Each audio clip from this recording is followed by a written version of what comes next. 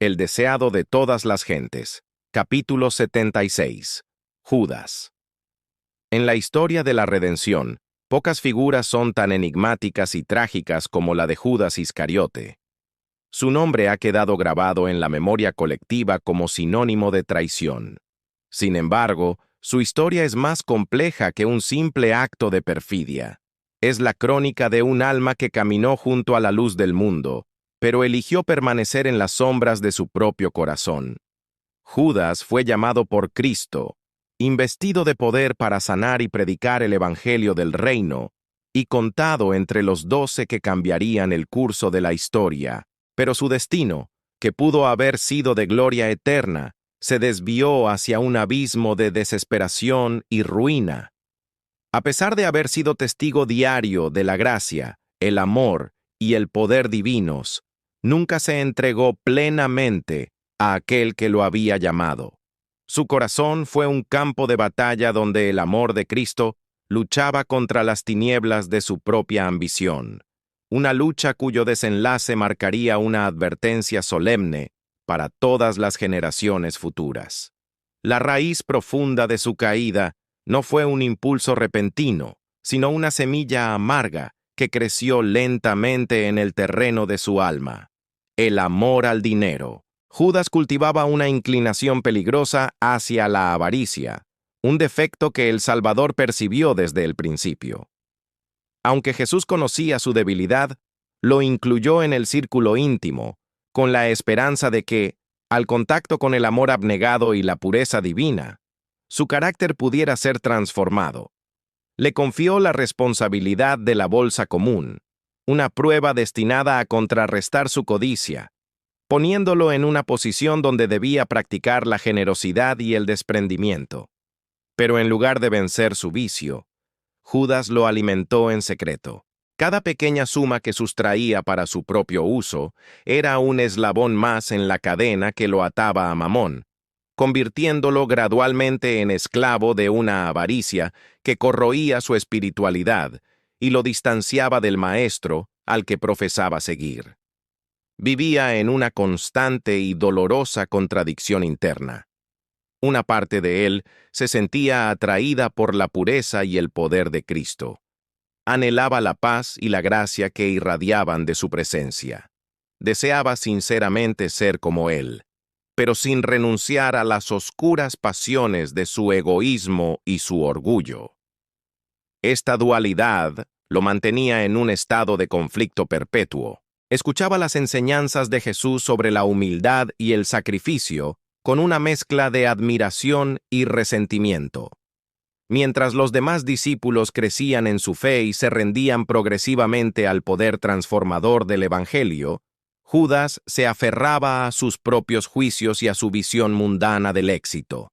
Su orgullo le impedía confesar su debilidad y buscar el perdón, creando una barrera invisible pero infranqueable entre él y el Salvador. Esta lucha interna no tardó en manifestarse exteriormente, convirtiéndolo en una influencia negativa entre sus compañeros. Con una habilidad sutil y una apariencia de sabiduría superior, Judas comenzó a sembrar semillas de duda, crítica y desunión en el grupo de los discípulos. Cuestionaba las decisiones de Jesús, especialmente aquellas que implicaban actos de generosidad que, a su juicio, eran un desperdicio de recursos. El famoso episodio del perfume derramado por María de Betania fue el clímax de esta actitud. Mientras otros veían un acto de devoción sublime, Judas solo vio una pérdida económica, disfrazando su codicia bajo una falsa preocupación por los pobres. Sus palabras, cargadas de crítica y descontento, encontraron eco en algunos de los otros discípulos, introduciendo por primera vez una nota de discordia y murmuración en el círculo que hasta entonces había estado unido por el amor al Maestro. El punto decisivo, el momento en que su descontento se solidificó en una resolución fatal, llegó cuando comprendió plenamente la naturaleza del reino que Cristo venía a establecer. Judas se había unido al movimiento con la expectativa de un reino terrenal. Soñaba con un Mesías que derrocaría el poder romano, establecería a Israel como una potencia mundial y recompensaría a sus seguidores con altos cargos y riquezas. Alimentaba la ambición de ser el tesorero en este nuevo gobierno glorioso. Sin embargo, las constantes enseñanzas de Jesús sobre un reino espiritual basado en el amor, el servicio y el sufrimiento chocaban frontalmente con sus aspiraciones. La declaración de Cristo de que su reino no es de este mundo fue un golpe mortal para sus esperanzas. La decepción se transformó en amargura y resentimiento, y en su corazón oscuro comenzó a considerar a Jesús como un impostor que lo había engañado con falsas promesas. Fue en este estado de desilusión y codicia que su mente concibió el acto final de traición. Impulsado por la ira y el deseo de recuperar de alguna manera el beneficio que sentía haber perdido, se dirigió a los sacerdotes y ancianos del Sanedrín. Allí, en el palacio de Caifás, selló el contrato más infame de la historia. Por 30 piezas de plata, el precio legal de un esclavo según la ley mosaica, acordó entregar al Señor de la Gloria, al Hijo de Dios, en manos de sus enemigos mortales. La cantidad misma era un insulto, una devaluación despreciable de aquel cuyo valor es infinito. Judas, cegado por la avaricia, no solo vendió a su maestro y amigo, sino que también vendió su propia alma por una suma miserable que nunca llegaría a disfrutar.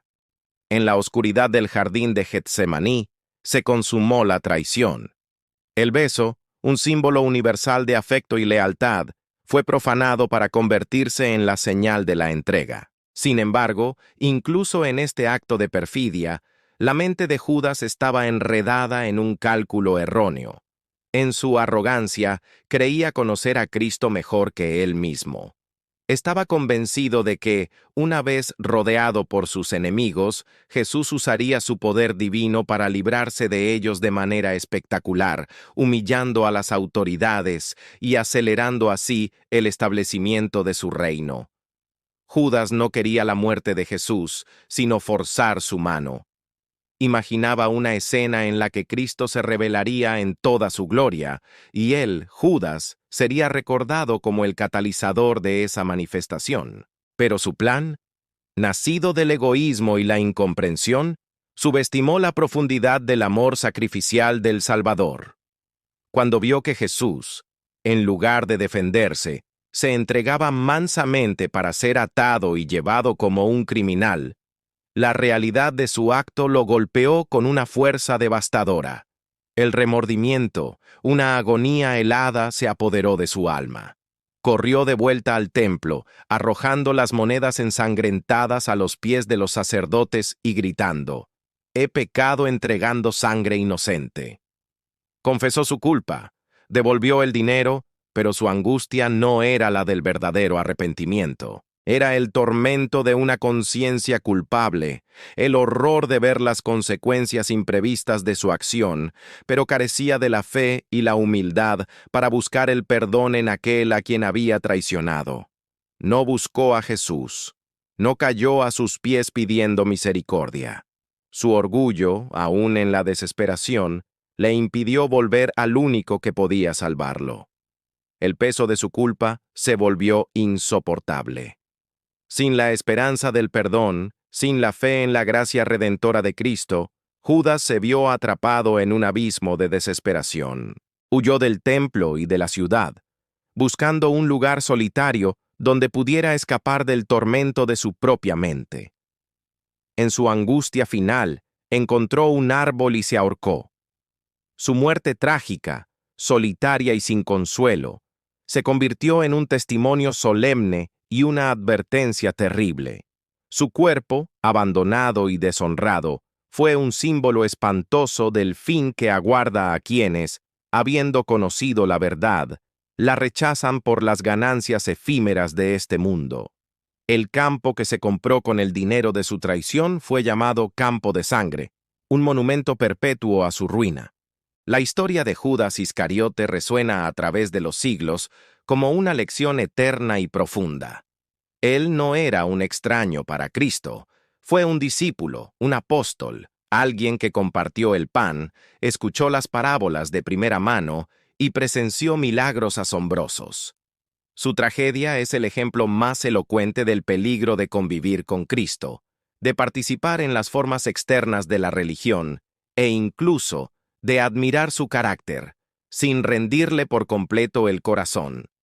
Representa el alma que se aferra a un pecado secreto, que permite que la ambición, la codicia o el orgullo ocupen el trono del yo. Judas es un recordatorio sombrío de que es posible estar muy cerca de la salvación y, sin embargo, perderse eternamente por no estar dispuesto a entregar todo, a morir al yo, para que Cristo pueda vivir plenamente en nosotros.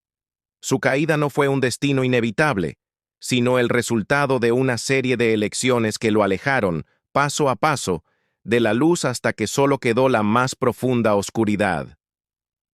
Así termina la historia de Judas, un hombre que caminó con Cristo, pero nunca le entregó el corazón.